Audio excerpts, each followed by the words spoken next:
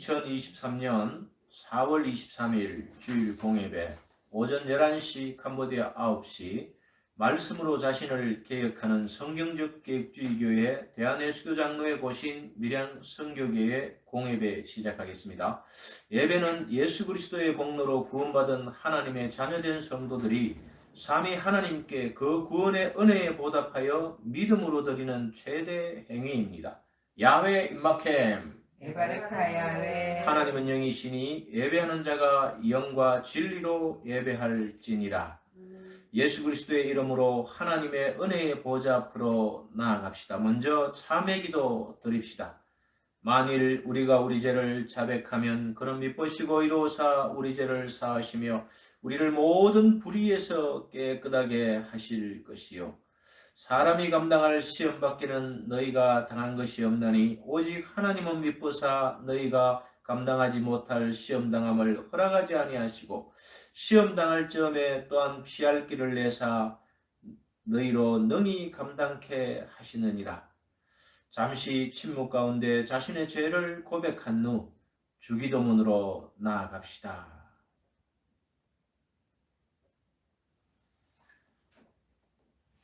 하늘에 계신 우리 아버지여, 이름이 거룩히 여김을 받으시오며 나라의 임하옵시며 뜻이 하늘에서 이룬 것 같이 땅에서도 이루어지이다. 오늘날 우리에게 일용할 양식을 주옵시고 우리가 우리에게 죄진 자를 사하여 준 것 같이 우리 죄를 사하여 주옵시고 우리를 시험에 들게 하지 마옵시고 다만 악에서 구하옵소서. 대개 나라와 근세와 영광이 아버지께 영원히 있사옵나이다. 아멘.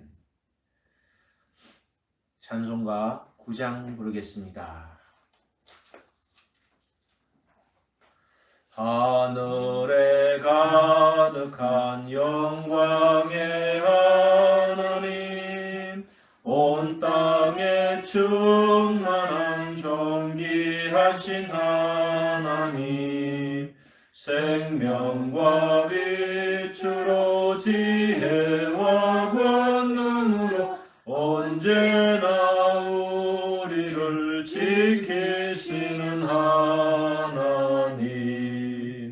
성부와 성자와 성령 삼위의 하나님, 우리 예배를 받아주시옵소서.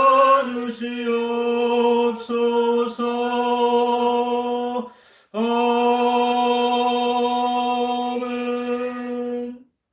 웨스트민스터 대결의 문답 137문입니다.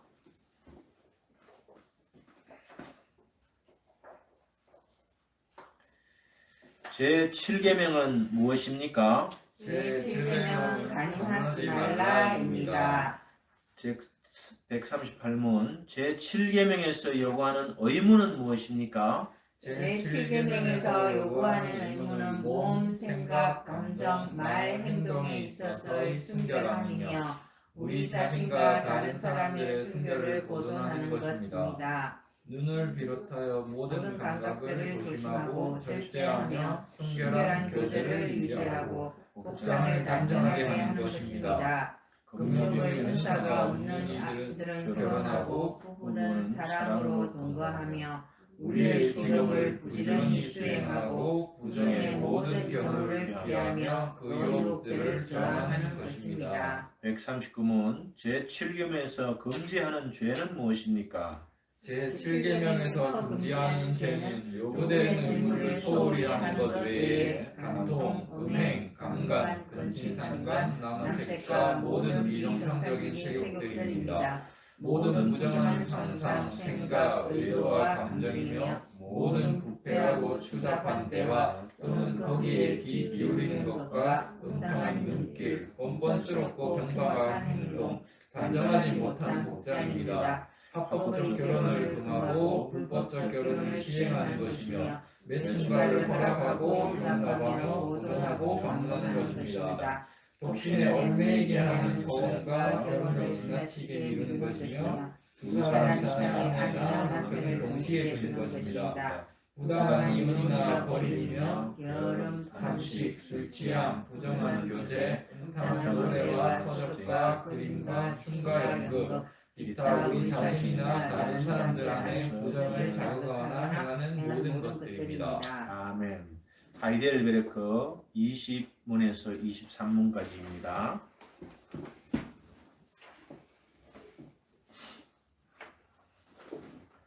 하이델베르크 20문 모든 사람들이 아담을 통하여 타락한 것처럼 그리스도를 통하여 모든 사람들이 구원을 받는 것입니까? 아닙니다. 참된 믿음으로 그리스도에게 접붙여져 그의 모든 축복을 받은 사람들만이 구원을 받는 것입니다. 제21문 참된 믿음이란 무엇입니까? 참된 믿음이란 하나님께서 말씀으로 계시하신 모든 것을 진실하다는 것을 알고 믿을 뿐 아니라 아니라 그리스도의 순전한 은혜로 말미암아 다른 사람뿐만 아니라 나도 역시 죄를 용서받았고 하나님 앞에서 영원히 의롭게 되었으며 구원받게 되었다는 것을 성령께서 복음을 통하여 내게 불어넣어 주시는 굳건한 확신입니다. 제22문 그러면 그리스도인들은 무엇을 믿어야 합니까? 하나님께서 복음으로 우리에게 약속하신 모든 것입니다. 그 복음은 사도신경에 요약되어 있는데 전 세계적으로 고백되어지는 믿을 만한 기독교 신조입니다. 제23문 사도신경의 내용은 무엇입니까? 전능하사 천지를 만드신 하나님 아버지를 내가 믿사오며 그 외아들 우리 주 예수 그리스도를 믿사오니 이는 성령으로 잉태하사 동정녀 마리아에게 나시고 본디오 빌라도에게 고난을 받으사 십자가에 못 박혀 죽으시고 장사된 지 음부에 내려가셨다가 사흘 만에 죽은 자 가운데서 다시 살아나시어 하늘에 오르사 전능하신 하나님 우편에 앉아 계시다가 저희로서 산자와 죽은 자를 심판하러 오시리라. 성령을 믿사오며 거룩한 공의와 성도가 서로 교통하는 것과 죄를 사하여 주시는 것과 몸이 다시 사는 것과 영원히 사는 것을 믿사옵나이다. 사도신경과 쌍벽을 이루는 또 하나의 신경으로 니케아 신경이 있습니다. 아멘. 웨스트민스터 신앙고백서 제6장입니다. 헌법 제48페이지 6장 사람의 타락, 죄와 그 징벌 1. 우리의 첫 조상은 사탄의 관계와 유혹에 넘어가 금지된 실과를 먹어 죄를 지었다. 그들의 이 죄를 하나님께서는 자기의 영광을 목적으로 조정하신 후 자기의 지혜롭고 거룩한 작정을 따라 용서하시기를 기뻐하셨다. 2. 이 죄로 그들은 원래의 의와 하나님과의 교제에서 타락하였고 죄로 인하여 죽었으며 영혼과 몸의 모든 기능과 부분이 전적으로 더러워졌다. 3. 그들은 온 인류의 뿌리이기 때문에 이 죄의 죄책은 전가되었고 그 안에서 동일한 사망과 부패와 본성은 보통 생육법으로 그들에게서 태어난 모든 후손들에게 전수되었다. 4. 사람은 원래의 부패로 말미암아 모든 선을 전적으로 싫어하고 그것을 행할 수 없으며 거역하고 전적으로 모든 악에 기울어지며 이 원래의 부패로부터 모든 자범죄가 나온다. 5. 본성의 부패는 중생받은 자들 안에서도 현세 동안 남아있다. 이 부패가 그리스도로 말미암아 용서받고 죽임을 당했다.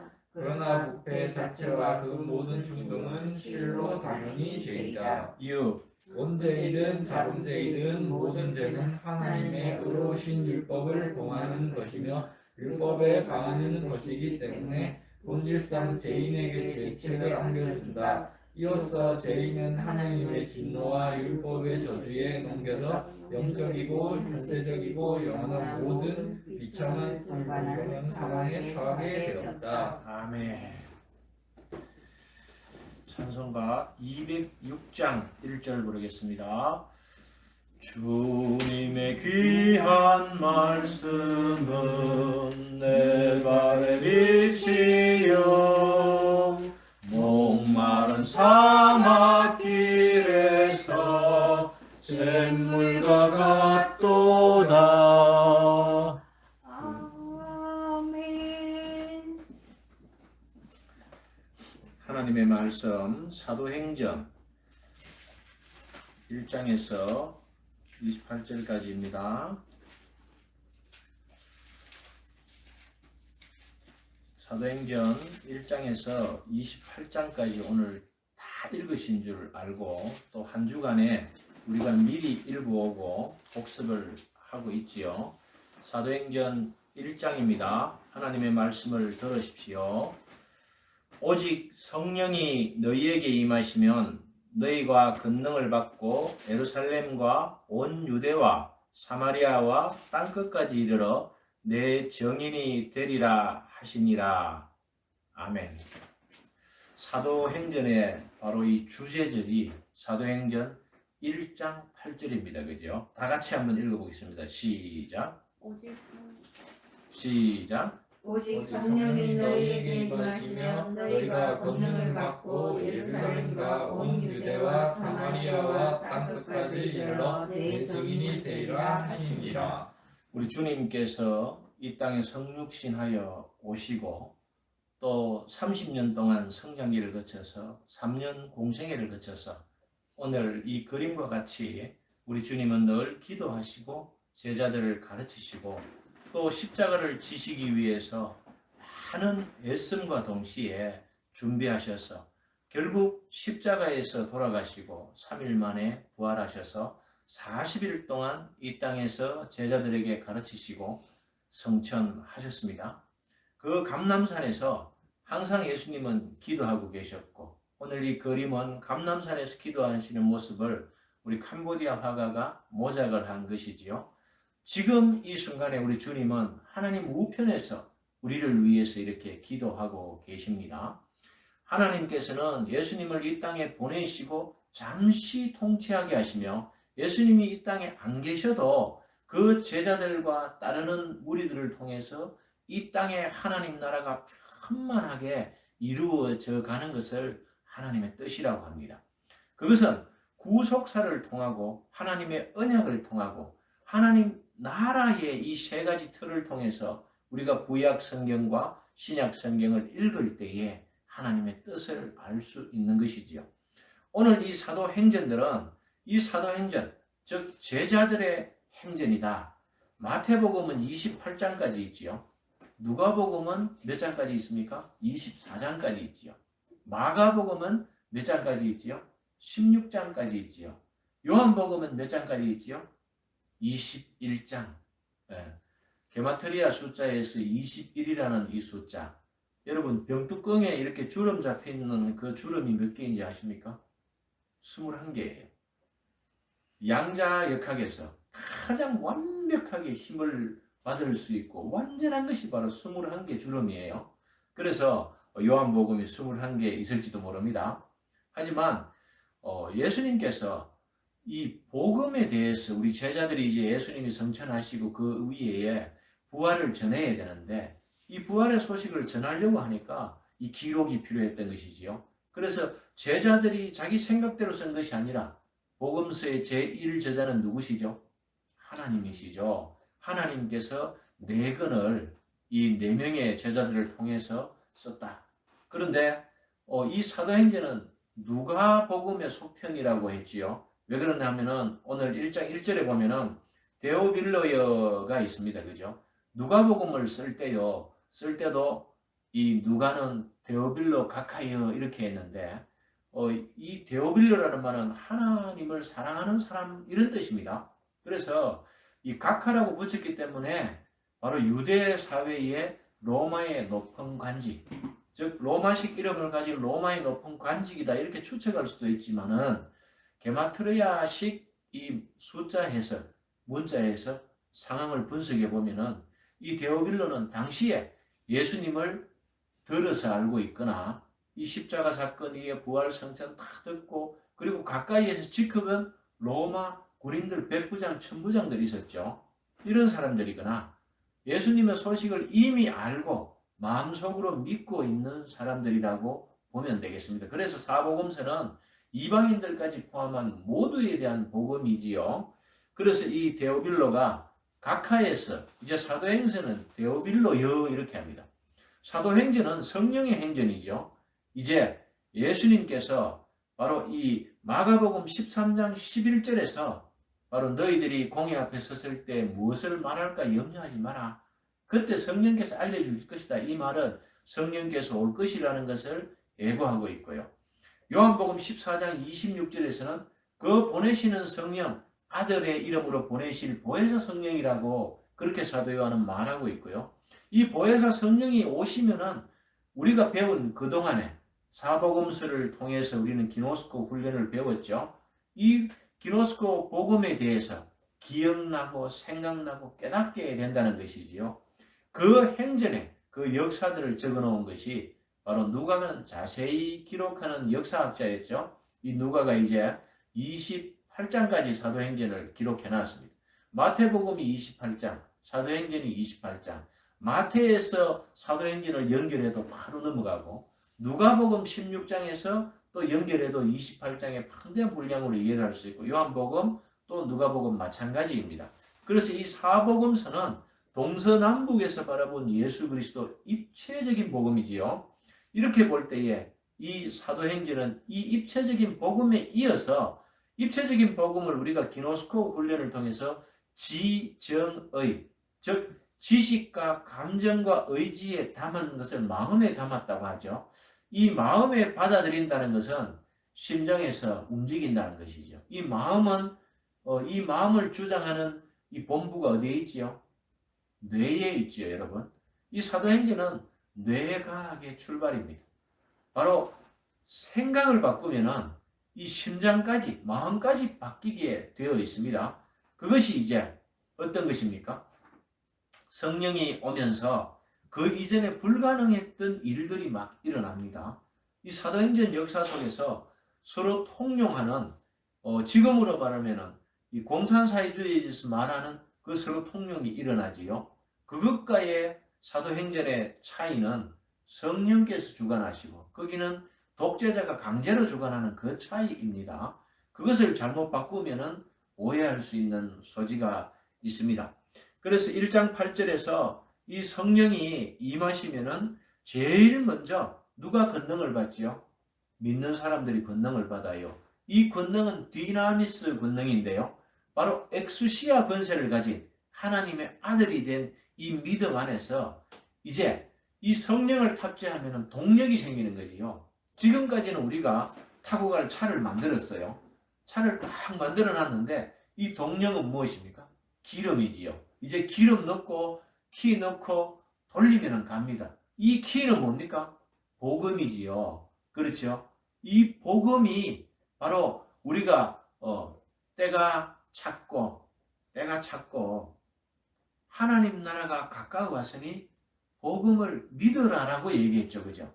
지금 우리 이 베드로 사도는 바로 이제 회개를 주장하면서 이 회개하면은 바로 이 세례를 받아야 되고 이 세례 받으면은 성령을 선물로 받는다라고 연결하면서 이것은 바로 교회의 역할이죠. 그래서 이 사도행전은 교회 행전이다. 이것이 가장 적합한 말입니다. 성령의 전인데 목표가 있어야 되지요. 바로 이 교회는 누구지요? 건물입니까? 믿는 각 개인, 예수 그리스도 구속사를 마음에 받아들인 그분이 바로 교회였다. 이 데오빌로는요, 각 교회들, 믿는 교회들의 무한대의 숫자를 얘기하고 있음을 알 수가 있습니다. 사랑하는 성도 여러분, 2장 38절을 다 같이 펴서 읽어봅시다. 2장 38절 시작. 2장 38절 시작. 베드로가 이르되 너희가 회개하여 각각 예수 그리스도의 이름으로 세례를 받고 제사함을 받으라. 그리하면 성령의 선물을 받으리니. 아멘. 성령이 임하시고 난 다음에 우리가 이 회개할 때도 우리가 회개하는 것이 아니고 이 성령께서 회개를 시킨다는 것이에요. 회개하여 각각 그리스도의 이름으로 세례를 받고 죄사함을 받으라. 그리하면 성령의 선물을 받으리니. 동시적인 사건인데요. 이 성령도 성령께서 이 회개를 일으켜 주시고 그로 말미암아서 성령 세례를 받게 한다는 것을 기록해 놨습니다. 그리고 42절을 다 같이 읽어봅시다. 2장 42절 시작. 사람마다 42절 그들이 사도의 가르침을 받아 서로 교제하고 떡을 떼며 오로지 기도하기를 힘쓰느니라. 아멘. 이때 기도하기를 힘쓰느니라 이것은요 프로스 유케라고 기도의 장소를 뜻합니다. 무엇을 힘쓰느냐 하면은 프로스 카르테룬 테스 카르테룬 테스 이게 뭐냐 하면은 바로 이 모이는 장소에 거기에 모이기를 힘썼다는 그런 뜻입니다. 모여서 기도에 힘쓴 것이 아니라 그 기도의 장소에 모여갖고 무엇을 했느냐 하면은 제일 첫 번째 디다케 사도들의 가르침을 오늘처럼 받았던 것이죠. 또 두 번째 뭐죠? 교제죠. 코이노니아 했죠. 세 번째 떡을 뗐습니다. 그리고 기도하기를 힘썼다는 건데 이 내용들을 다 합해서 보면은 사도들의 가르침을 디다케로 교육받고 그리고 이 힘쓴 것은요 프로스 카르테룬 테스 그 모이는 기도의 장소 지금으로 말하면 가정교회죠. 그죠? 여기에 모이고 성전에 갔을 때는 솔로몬의 행각이라는 바로 이방인의 뜰 오른쪽 제일 끝에 있는 솔로몬의 행각 거기에서 모이기를 힘썼다는 것입니다. 사랑하는 성도 여러분 우리가 이 복음을 듣고 회개하고 예수 그리스도를 구세주로 마음에 받아들이면은요 그것이 우리의 기계적인 작동이나 힘이 아니고 성령께서 주관하셨다 이것을 믿어야 됩니다. 우리가 구원의 8단계와 10단계 공부할 때에 성령께서 임하시면 어떻게 되죠? 우리가 중생하게 되죠. 그 부르심에 응답하는 것도 성령께서 불러주시고 중생하죠. 중생은 거듭나는 것이지요. 무엇으로 거듭납니까? 물과 성령으로 거듭나는 것이죠. 이 물은 어떤 역할을 하는 겁니까? 씻는 것이지요. 그죠? 그리고 생명의 원천이지요. 그리고 이것을 물과 성령으로는 물 같은 성령 같은 것이죠. 동시에 일어나는 것이죠. 그리고 그렇게 되는 사람들은 바로 회개를 하게 되는 것이죠. 이 메타노이아 회개는요. 바로 어떤 것이냐 하면은 우리의 원죄에 대한 자각입니다. 그것이 죄였구나. 믿지 않는 것이 죄였구나. 이 당시에 유대인들의 회개는 어떤 회개입니까? 예수님을 알아보는 회개입니다. 지금까지는 이들이 메시아를 기다리기만 기다렸는데 예수님이 눈앞에 와 있는데도 그 눈앞에 와 있는 예수님을 어떻게 했지요? 핍박하고 십자가에 죽였어요. 그것을 깨닫는 겁니다. 그것을 베드로의 설교를 통해서 너희가 십자가에 못 박힌 그 예수가 그리스도라고 알려주는 것이죠. 바로 너희가 죽인 그 사람이 예수다. 이렇게 바리새인과 사두개인과 그 유대인들에게 다 알려주는 것이죠. 그것이 마음의 찔림이 돼서 이들이 이제 회개를 하는 것입니다. 그 십자가에 돌아가시고 부활하시고 성천하신 그분이 하나님께서 우리에게 보내시기로 약속한 그 약속은 창세기 3장 15절부터 또 가죽옷을 지입은 그 이전부터 그리고 다윗에게 아브라함에게 약속한 그 씨 후손 그분이 바로 예수님이라는 것을 깨닫게 되는 것입니다. 그래서 사도행전 2장 47절을 다 같이 읽어봅니다. 사도행전 2장 47절 시작. 하나님을 찬미하며 온 백성에 대해 진성을 받으니 주께서 구원받는 사람을 날마다 더하게 하시니라. 오순절 성령이 강림하고 그 이후의 정상들은 이 교회는 개인들이죠. 이 사람들이 솔로몬의 행각에 막 모여서 성전에 갔을 때는 그 솔로몬의 행각은 실제 지붕만 있는 집이에요. 벽이 없어요. 거기에서 모여서 토론합니다. 그것이 뭐를 뜻하느냐 하면 또 아는 사람이 일러주고 제자들이 바로 그것이 복음이다 하고 막 전해주고 있죠. 그 장소에서. 또 거기에 다 모아놨지요. 그죠? 당시에 예루살렘의 인구가 한 5만, 6만 정도 됐는데 믿는 남자들만 5천이라는 숫자가 나와요. 그러면 그게 만 명이 아니라 4, 5, 10, 2만 명, 거의 한 10만 명 됐다가 절기 때는 20만까지 올라가고 30만까지 올라가는 거죠.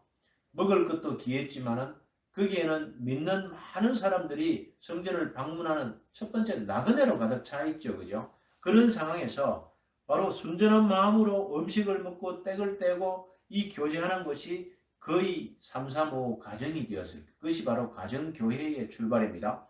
오순절 성령의 역사가 일어나고 가장 첫 번째 이 오순절날은 어떤 의미이지요? 유대인들의 절기죠. 그죠?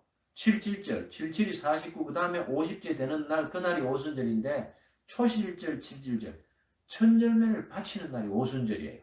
그래서 이 오순절 날의 의미라는 것은 바로 유대인들이 믿던 그 절기에서 다 이해가 돼요. 왜 그러냐 하면은 예루살렘 교회가 이제 탄생하잖아요. 불의 혀같이 각 사람에게 여러 자기 난곡 방언으로 다 알아듣게 하는 그 역사가 일어나는데 그것이 바로 교회의 출발이고 예루살렘 교회예요. 혹자들은 로마 교회가 이때 탄생했다 하는 게 그게 아니고 그 자리에서 마가의 다락방이 예루살렘 교회로 탄생되는 그 순간이에요. 그래서 우리는 그 교회에서 그 결과가 뭐냐 하면은 바로 구원받는 사람을 누가 주께서 날마다 더하시게 했다 이런 뜻이에요. 우리가 이 교회의 부흥을 위해서 숫자를 막 이렇게 플랜카드로 붙입니다. 여기에 비추어 보면은 잘못된 이론이에요. 교회는 복음을 전파하기만 하면은 그 복음을 전파한다는 내용은 가르치고 교제하고 떡을 뗀다는 말은요. 성찬과 애찬을 같이 하는 거예요. 그런 행동들을 하고 그리고 할 때에 그 믿는 사람들 중에 나그네들이 다 들어가 있죠. 예루살렘에서 그 나그네들이 하나의 사회적인 문제였을 거예요. 그리고 거기에는 고아와 가부들의 두렵돈 바치는 고아 가부 있죠. 또 그리고 고아들도 있죠. 나중에 베드로가 옥에 갇혀서 바로 풀려날 때에 롯데라는 아이가 나옵니다. 그렇죠? 누구의 딸인지 아들인지는 나와 있지 않지만은 그런 아이와 이 나그네들을 이 교회가 흡수해서 거기에서 성찬식과 더불어서 그 성찬식 하려면 세례부터 해야 되죠. 세례를 베풀고 성찬식을 하고 예찬에 이어질까 이래 하다 보니까 예루살렘에 모여서 예수님의 마지막 명령이 뭡니까? 너희가 성령이 오시기까지는 예루살렘을 떠나지 마라 하는 것이 바로 전장에서 일러준 1장에서 예수님의 명령이죠. 그 명령을 지키기 위해서 예루살렘에서 막 기거하고 있는 것이죠.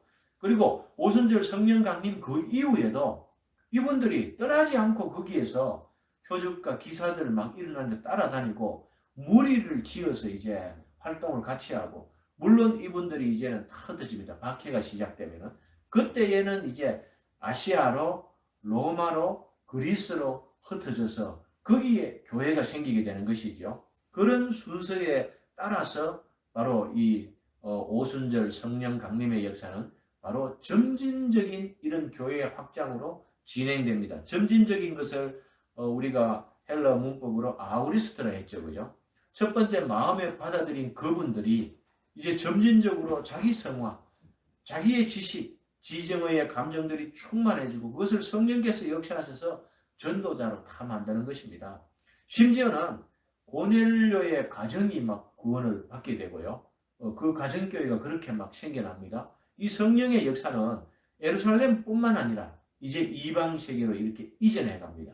그것을 위해서 사도행전 9장에서는 누가 회개를 하게 되는 것입니까?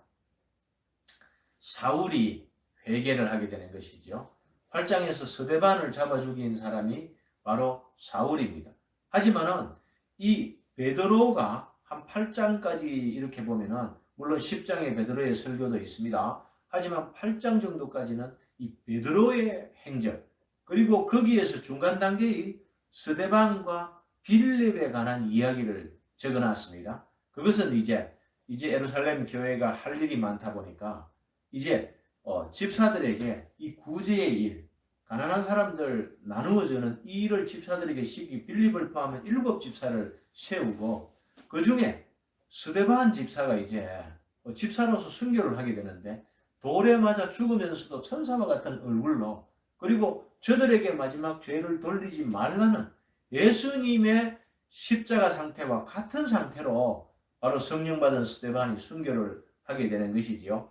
그래서 이 성령께서 하시는 그 역사에 빌립과 스데반이 그런 순교의 역사들을 가지고 오고요. 또 그 이후에 이제 가마리엘 그 문화생, 이제 베드로와 제자들이 이제 공회 앞에 잡혀갔을 때 가마리엘이 제안을 합니다. 어떤 제안을 하냐면은 이들을 내버려 두자. 물론 사도들을 밖에 나가게 하고 제사장들에게 그렇게 제의를 하는 공회원들이요.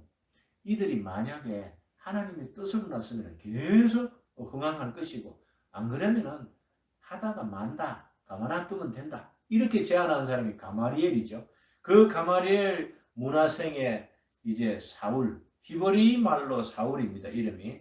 헬라어로는 바울이죠. 그죠? 그 바울이 이제 회개를 하게 되고 예수 그리스도를 다메섹 도상에서 만나게 됩니다. 그 만난 이 베드로의 행전, 그것이 이제 바울의 행전, 그것이 헤어지게 되는 것입니다. 자, 4장에 이제 넘어와서 12절을 다 같이 큰 소리로 읽습니다. 4장 12절 시작. 다른 이로서는 구원을 받을 수 없나니 천하 사람 중에 구원을 받을 만한 다른 이름을 우리에게 주신 일이 없음이라 하였더라. 사랑하는 성도 여러분, 마가복음 13장 11절의 말씀이 여기에서 이루어지는데 이 베드로가 있지요. 공회 앞에 잡혀서 이런 얘기를 막 하는 거예요. 그런데 그 베드로를 아는 이 사람들은 좀 무식한 어부, 무지자로 봤어요. 그런데 이런 지혜로운 말을 과감하게 외우지도 안 하고 그냥 그 자리에서 보지도 안 하고 막 말하는 거예요. 베드로의 결론은 그렇습니다. 예수 그리스도께서 우리의 구원의 유일하신 분입니다. 예수를 믿음으로 믿어야 구원받는다. 이 말을 딱 요약해서 당시의 로마의 사상은 어떤 사상입니까? 다 종교들을 허용해 줬죠. 로마의 정신은 혼합주의입니다. 그렇죠? 헬라의 그리스가 만든 올림픽도 가져와서 경기장에서 막 경기를 시키니까 사람들 정신이 집중 그쪽으로 다 되는 것이지요. 심지어 믿는 사람들도 그쪽으로 막 이제 마음이 쏠려서 올림픽 게임에 막 나가는 겁니다. 그리고 팍스 로마나 사상, 로마가 평화와 안전을 가져다 준다, 먹여 살린다는 이 사상을 계속 심고 있는데, 그리고 로마 황제가 예수 그리스도와 같이 바로 구세주, 바로 하나님이라고 신이라고 이렇게 얘기할 그때에 이 베드로의 설교 한 절, 다른 이로서는 구원을 받을 수 없나니 완전 쐐기를 박아버리는 것이죠. 천하 사람 중에 구원받을 만한 다른 이름을 우리에게 주신 일이 없다 하였다. 이것은 바로 그 당시 로마 사상에 젖어 있었던 대제사장직은 메간매직이죠. 그죠? 돈 주고 샀어요. 그리고 이 암나스와 가야바, 그렇죠? 장인이 해먹다가 잘리고 나니까 사위에게 물려주는 이런 대제사장의 직분이었고, 돈만 있으면은 로마와 결탁해서 헤롯도 왕이 되었어요. 그죠? 바로 그런 식의 가짜 왕들이 판치고 가짜의 사상과 가짜의 문화들이 판을 칠 때에 이 베드로가 이 한 절로서 예수 그리스도 하나님의 유일하신 구속사의 이 역할을 이렇게 표현을 하는 것입니다.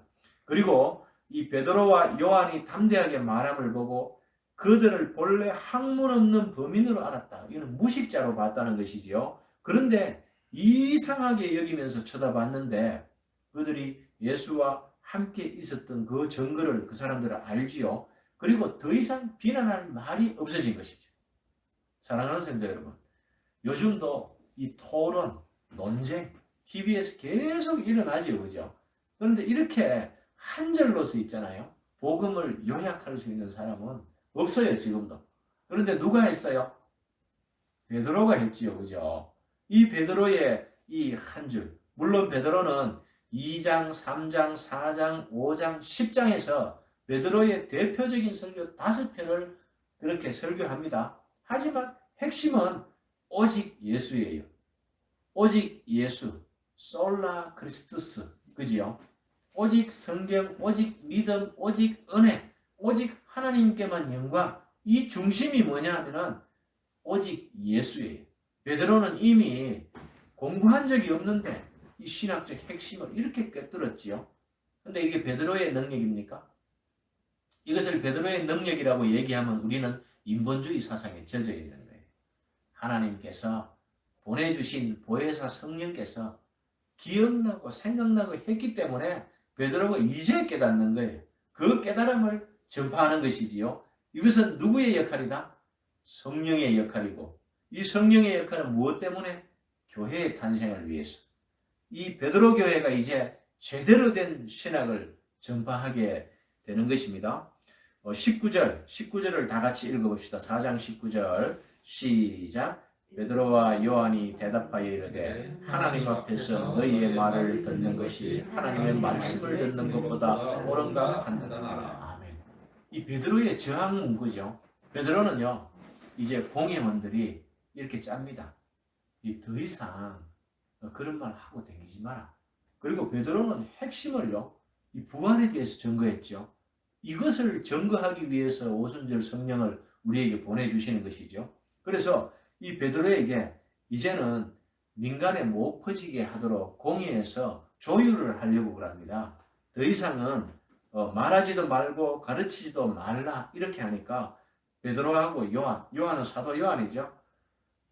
베드로하고 안드레하고 형제고 야고보와 요한이 형제지요. 그런데 형제가 친한 것이 아니라 이웃집 형제와 형동생이 둘이가 한조가 됩니다. 항상.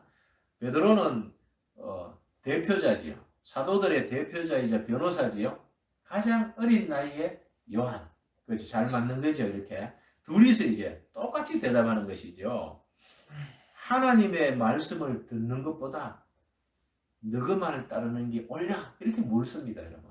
이것도 한 줄로 대답하는 이게 굉장히 함축적이지만은 이들의 삶과 훈련과 성경 지식을 다 포함해서 요약한 것입니다. 사랑하는 성도 여러분, 우리는 복음을 말하기를 원하지요. 성경 39권, 27권, 66권에 나와 있는 복음이란 무엇인가? 우리는 사복음서를 시작하면서 또한 사도행전을 시작하면서 예수 그리스도의 복음이 무엇인가를 전제조건으로 놓고 제자들이 어떻게 복음을 말했는가, 전했는가를 계속해서 한쪽 마음구석에 두면서 성경을 읽을 때에 베드로와 요한만큼 이렇게 정확하게 복음을 요약한 사람들이 없어요. 물론 바울이 많은 서신서의 글들을 쓰면서 이제 이어옵니다. 하지만은 베드로의 신학에 가지적인 설명에 불과해요. 베드로는요, 바로 이 믿기로 한 자들은 다 믿더라. 하나님의 선택을 얘기하고요. 그리고 구약 성경을 다 요약하고요. 그것을 들은 스데반이 또 구약을 7장에서 스데반의 설교도 마찬가지죠. 아브라함부터 시작해서 믿음의 역사를 다 얘기해요. 그래서 복음은 구약 성경의 요약과 오신 예수님의 행적과 오실 메시아의 이 내용을 담은 복음이 되는 거예요. 그렇게 해서 우리가 가진 이 지식들, 기노스코 훈련을 통해서 요약하는 습관을 각자가 가집시다. 자, 넘어갑니다. 이제 5장으로 넘어갑니다. 5장에 30절 다 같이 읽겠습니다. 시작. 너희가 나무에 달아 죽인 예수를 우리 조상의 하나님이 살리시고.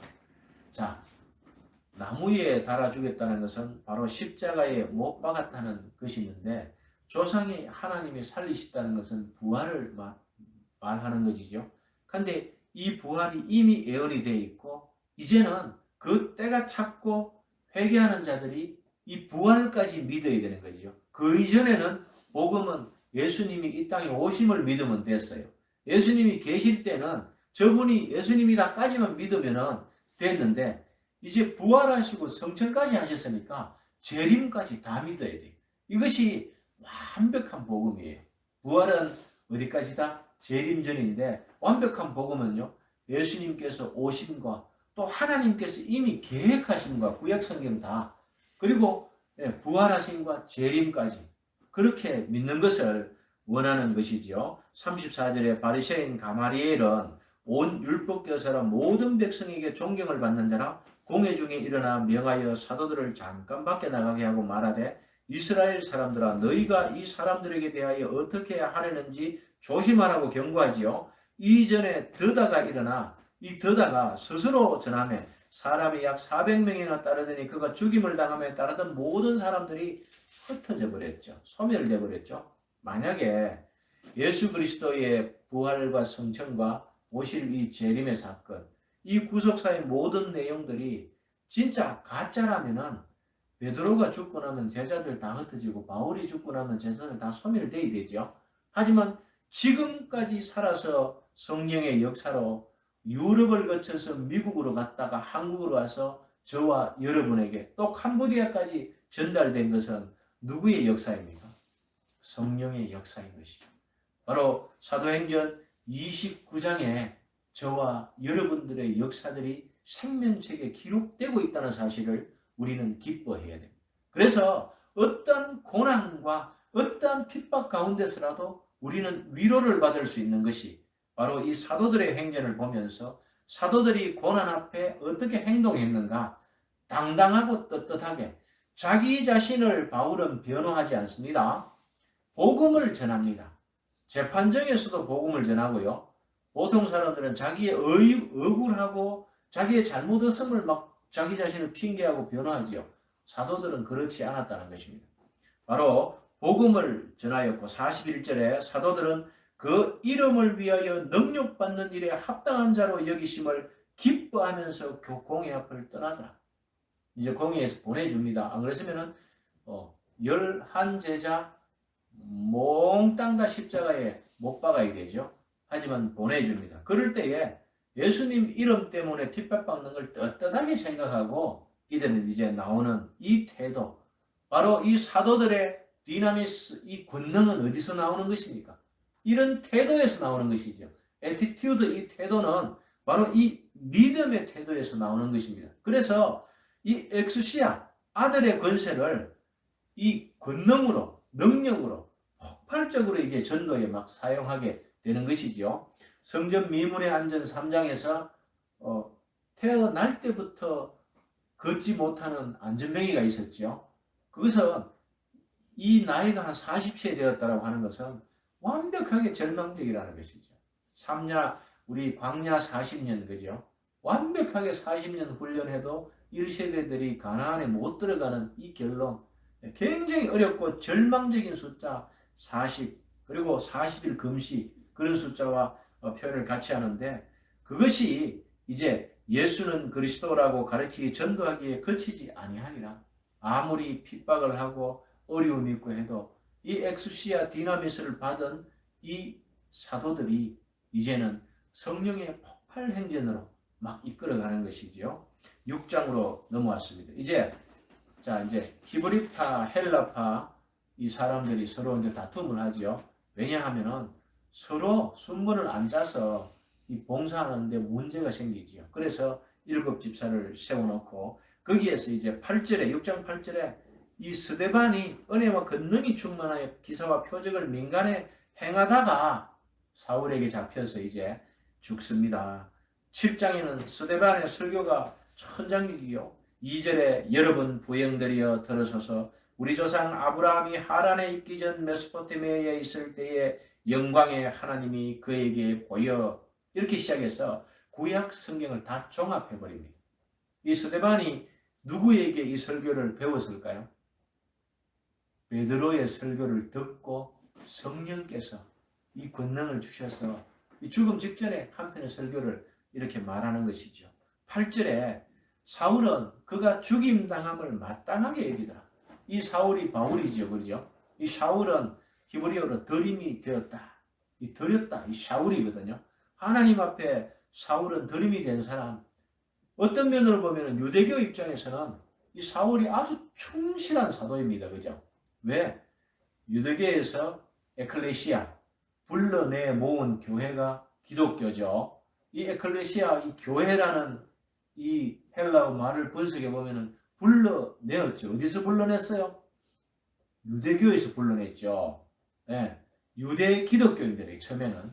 그게 이제 이방인으로 넘어가면서 바울에서 빌립과 스데반을 거쳐서 바로 사울에게 넘어가는 이 과정을 이 사도행전은 기록해놨어요. 그래서 우리는 하나하나 읽어보면 성령의 움직임을 포착할 수 있어요. 어디에서? 예루살렘과 그 다음에 온 유대와 사마리아는 남북 이스라엘, 이스라엘 전역을 뜻하는 것이죠. 물론 팔레스타인까지 포함입니다. 그리고 땅끝은 어디죠? 당시에 밑으로는 인도까지, 오른쪽으로는 스페인까지. 신대륙이 발견되기 전이죠, 그죠? 그러면은 그 유럽 전역에 아프리카까지 이렇게 나중에 이제 신대륙이 발견되고 미국으로 넘어가는 것이죠. 그 이전이기 때문에 땅끝은 그런 개념으로 이해를 하는 것도 좋고, 이제 사울이 교회를 박해하는 것이죠. 그 사람을 박해하는 것이 아니라 그 교회를 박해하는 것이죠. 그렇게 해서 이제 8장이 정리가 되면서 사마리아의 복음은 더 확장되고 9장에서 이제 드디어 예수님께서 두고 보시다가 사울에게 나타나서 이 사울이 회개하게 되는 것입니다. 지금부터는 이제 베드로와 사울의 이 문화가 이제 바뀌어가는 것이죠. 베드로는 마가와 같이 활동을 하고 이 사울은 누구와 합니까? 바나바와 같이 하지요. 이 바나바는 굉장히 훌륭한 사람입니다. 중간에 아나니아와 삽비라 사건이 지나갔어요. 그죠? 교회가 형성될 때, 초대교회 때, 왜 하나님께서는 잘 믿는 아나니아 삽비라, 그래서 잘 믿는 거 아니에요? 자기 재산을 팔아서 몽땅 드린다고 드렸는데 일부를 숨겼다가 베드로한테 혼나고 죽습니다. 이것은 왜 이런 걸 실어놨을까? 바로 교회가 타락하기 때문에. 그리고 그 타락의 원인이 에덴 동산에서 저질른 그 사건과 같아요. 유혹이에요. 따라합니다. 공명심. 하나님과 같이 되고자 했던 그 공명심 있죠. 그 유혹에 아담과 하와가 범죄했는데 똑같이 이제 초대 교회가 막 형성되는데 아나니아, 삽비라가 시험이 된 거예요.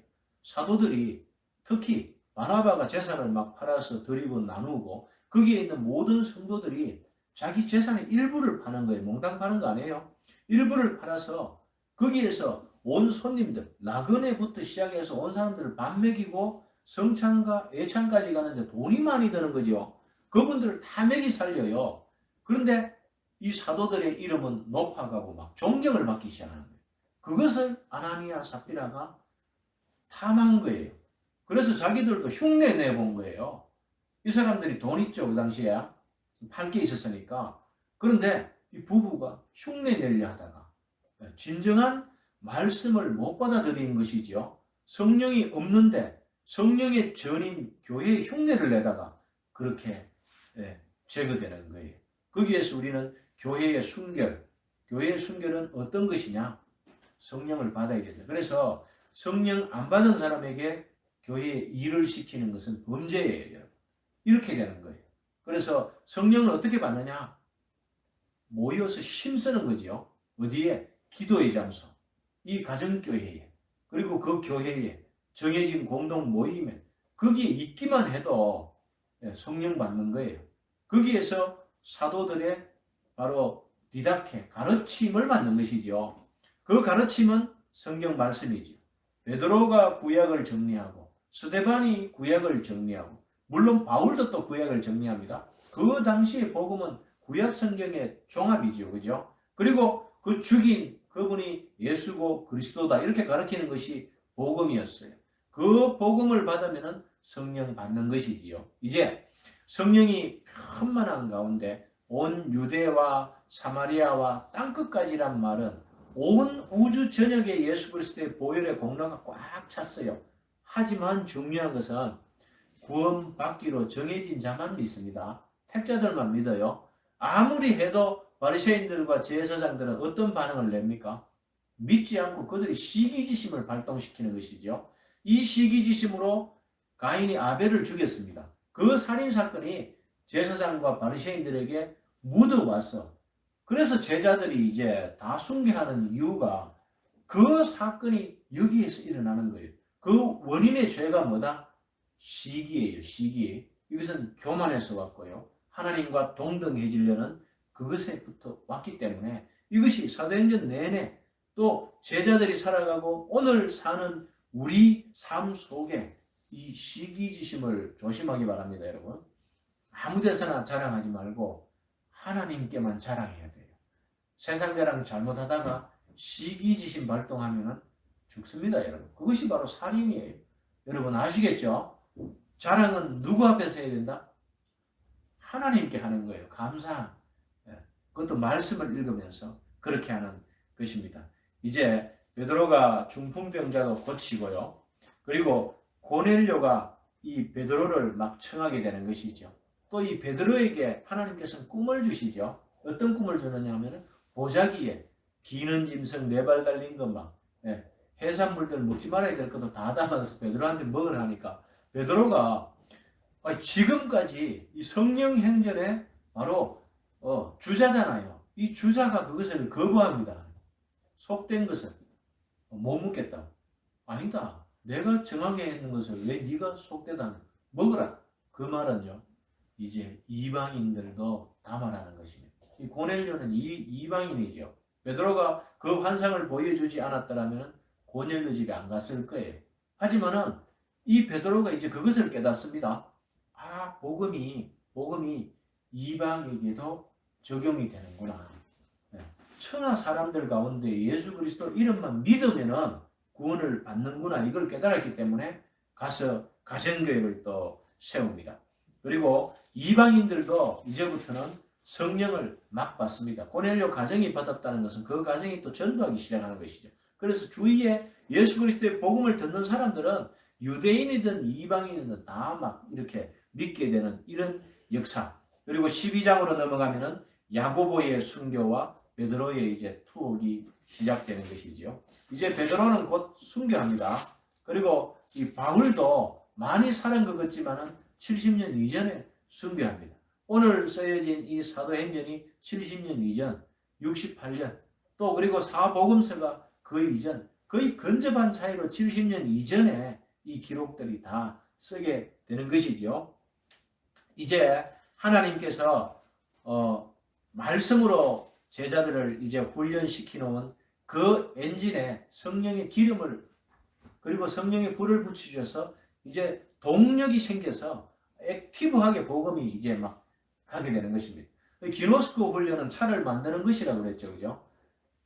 지정의를 통해서 하나님께 뜻이 있었는데 바로 이 구속사 예수님을 통해서 이루어지시고 우리가 이걸 믿을 때에 구원받는데 내만 믿는 것이 아니라 이제 전도를 해야 되는데 어떻게 전도할 바를 알지를 못했는데 성령이 오시면서 이제 복음을 막 정리하고 이것을 믿으면은 구원이다. 이렇게 막 이제 제자들이 다니면서 그렇게 하고요. 이제 13장에서 바나바와 사울을 안디옥 교회에서 1년 동안 같이 동력하게 만듭니다. 그리고 따로 세우는 것이죠. 각자의 역할이 있기 때문에 이 바나바는 바울의 변호인입니다.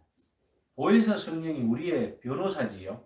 그와 마찬가지로 성령 받은 바나바가 바울을 아끼고 사랑하면서 모든 것을 밀어주는 이 역사가 바로 그렇게 생기고요. 하지만은 바울은 이 이고니온에서 전도한 그 이후에 이제 15장에 예루살렘 공회로 가게 되는데요. 왜 갔느냐 하면은 갑자기 사울이 바울의 역할을 하고 다니니까 말이 많았죠. 네, 사울의 죄가 무엇입니까? 우리 가장 사랑하는 스데반 집사를 돌로 쳐 죽인 그 살인죄가 있는 것이죠.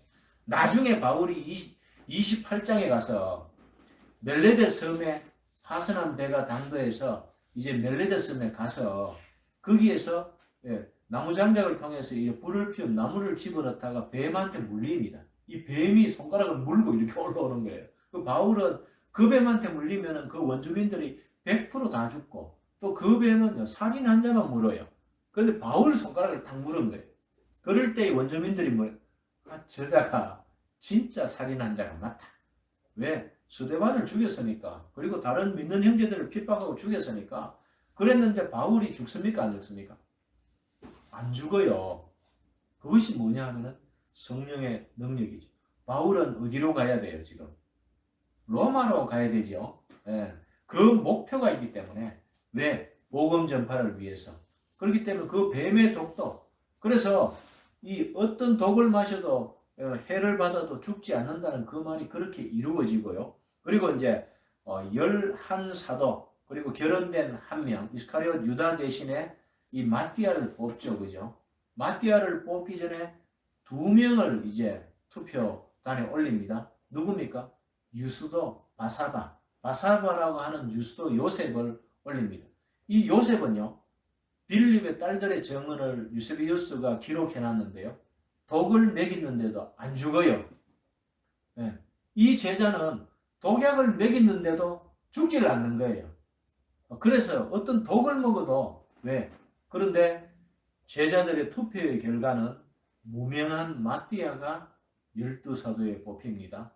여러분, 하나님의 교회의 일꾼은 유능한 자보다는 무능하고 약한 사람이 순종할 때 뽑혀요. 그래서 예수 그리스도의 나라, 하나님 나라는 우리의 개인적인 능력과 경건의 힘이 아니다라는 것을 베드로는 말했어요. 자기의 설교를 통해서. 어떻게 말했느냐 하면 왜 너희들이 놀라느냐. 꼭 내 능력과 경건의 힘으로 이 안전뱅이를 이렇게 세운 것처럼 그렇게 나를 보느냐. 이렇게 베드로는 설명해 주요. 그리고 마지막에 다른 이로서는 안 된다. 예수 그리스도 오직 이분을 믿는 그 믿음이 이 일을 가능하게 했다라고 정확하게 얘기를 해주는 것입니다. 그러한 사상과 내용들을 이제 베드로 행전에 대해서는 바울도 다 들었죠. 바울은 이미 완성된 신학자예요. 가마리엘 밑에서 아주 훈련을 받아 구약 성경을 다 깬 사람이에요. 예수 그리스도만 몰랐어요. 그래서 이제 이 실력자 바울을 통해서 이제 편지로 옥중에 가두어서 보호하면서 백부장, 천부장을 동원해서 텐트 메이커죠. 장막 짓는 거예요. 베드로는 법정에 섰을 때 바울은 자기 자신을 변호하지 않습니다. 물론 로마 군병들 그리고 이스라엘 사람들 그리고 거기 바울을 죽이려는 사람들에게 자기가 로마 시민권이 있는 것은 얘기를 했어요. 그래야 살아서 로마까지 가지요. 그리고 도망도 다녔죠. 그리고 40에 하나 가만매를 무수히 맞고 죽을 지경까지 이르렀죠. 하지만 그것은 바울의 어떠함을 드러내는 것이 아닙니다. 바울이 그런 죄인임에도 불구하고 복음을 맡은 자가 되니까 하나님께서 죽을 죄를 지은 그 자를 간수들을 통해서 로마 군병을 통해서 이렇게 보호해서 끝까지 살려서 사명을 완수하게 한다는데 방점이 있는 거예요. 누구든지 이 복음을 맡은 사람들은 죽고 싶어도 죽지를 못해요. 바울의 경우가 그랬어요. 그래서 끝까지 내가 하나님께 받은 이 사명, 주 예수께 받은 사명이라고 나의 달려갈 길을 다 마쳤으니 거기까지 고백할 때에 이 바울은 그 사명 로마에 가서 그리고 그 감옥에서 옥중서신을 쓰죠. 옥중서신, 에빌골빌 이 네 권을 쓰는데 이 네 권을 쓰고 그리고 이 성경을 이제 정경에 다 들어갈 13편의 성경을 다 써놔놓고 이제 순교하게 되는 것입니다. 26장에서 넘어가서 이제 바울이 아그리빠가 바울에게 이르되 너를 위하여 말하기를 내게 허락하노라 하니 이에 바울이 손을 들어 변명하되 아그리빠 왕이여 유대인이 고발하는 모든 일을 오늘 당신 앞에서 변명하게 된 것을 다행히 여기니이다. 특히 당신이 유대인의 모든 풍속과 문제를 아심이니이다. 그러므로 내 말을 너그러이 들으시기를 바라나이다. 내가 처음부터 내 민족과 더불어 예루살렘에 젊었을 때에 생활한 상황을 유대인이 다 아는 바라. 지금부터 있잖아요. 바울이 자기가 예수 믿는 것을 막 증거해버립니다. 이것이 설교가 되는 것이죠. 그렇게 되면 그 주위에 듣는 사람들이 또 마음이 움직이는 거죠. 그렇게 해서 예수님을 받아들이게 되고 믿게 되는 역사들이 바로 일어나면서 27장에서 이제 바울이 드디어 로마로 가게 되는데요. 무엇으로 가게 됩니까? 선교사로 갑니까? 죄수로 이제 로마를 점령하러 갑니다. 하지만 이 사명받은 사람은 감옥에 가두어 놔도 그 복음사에게 전도사역, 전파사역을 계속 합니다.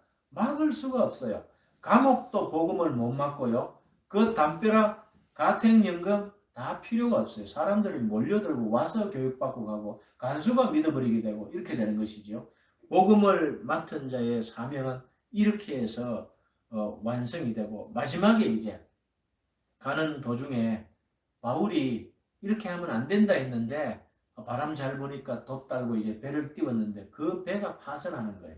그래서 14일 동안 뭐 배멀미하고 다 죽게 되었다가 멜레데 섬에 들어가서 이제 들어갔는데 그 원주민들이 이 바울의 그 독사 물린 거 그것을 보고 있잖아요. 저 사람이 참으로 살인자다 이렇게 말하죠. 하지만 바울은 그 당시 살인자가 맞아요. 누굴 죽였어요? 스데반과 제자들을 핍박하고 죽이고 그 일선에선 바울이 있어. 하지만 28장 16절에 우리가 로마에 들어가니 바울에게는 자기를 지키는 한 군인과 함께 따로 있게 허락하더라. 한적한 곳에 가택연금을 딱 해서 글쓰기 좋은 이런 환경을 딱 만들어줍니다. 사흘 후에 바울이 유대인 중 높은 사람들을 청하여 그들이 모인 후에 여러분 형제들아 내가 이스라엘 백성이나 우리 조상의 간섭을 배척한 일이 없는데 예루살렘에서 로마인의 손에 죄수로 내준 바 되었으니 로마인은 나를 신문하여 죽일 제목이 없으므로 석방하려 하였으나 유대인들이 반대하기로 내가 마지 못하여 가이사에게 상소하며 내 민족을 고발하는 것이 아니라 바울은요 자기 변호, 자기 민족 고발에 관심이 없었어요. 어떻게 하면은 로마에 와서 하나님의 사명을 완성하느냐 여기에 바로 있었습니다. 30절에 바울이 온 이태를 자기 집에 머물면서 자기에게 오는 사람을 다 영접하고 이 오는 사람들을 영접했다는 말은요 마음으로 받아들였다는 뜻인데 그것은 다 전도했다는 것이 그리고 신앙이 부족한 사람은 완벽하게 이제 사명자로서 31절에 하나님 나라를 전파하며 주 예수 그리스도에 관한 모든 것을 담대하게 거침없이 가르치더라. 우리는 감옥에 가서도 복음을 이렇게 전파할 수 있는 이 힘이 바로 바울의 노력이 아니고 지금 바울에게 임한 성령의 능력, 디나미스, 권능 때문에 이 바울이 이렇게 역할을 바로 할 수 있는 것이었죠. 베드로에게 임한 그 성령, 또 빌립에게 임한 그 성령, 스데반에게 임한 그 성령이 저와 여러분에게 임하여지기를 간절히 기원합니다. 기도하겠습니다. 아버지 하나님, 사복음서를 통해서 예수 그리스도의 행적을 보면서 구속사에 대해서 기노스코 훈련을 하게 하심을 감사합니다. 사도행전을 통해서 이제 완성된 차에 기름을 넣고 달리게 해주심을 감사합니다. 우리 인생의 노력과 수고와 우리 인생의 계획이 아니라 성령의 주관하심과 주장에 의해서 기사와 표적들이 일어나고 복음의 하나님 나라가 확장되어 가는 것을 우리는 깨달았습니다. 오늘날 이 세상에 살면서 성령의 도우심으로 하나님 나라가 확장되어 가고 거기에 쓰임받는 일꾼으로 살기를 간절히 원하는 사랑하는 성도들과 우리 또 온 세계의 교회들의 그 소원이 이루어지기를 간절히 바라옵고 예수님 이름으로 기도합니다.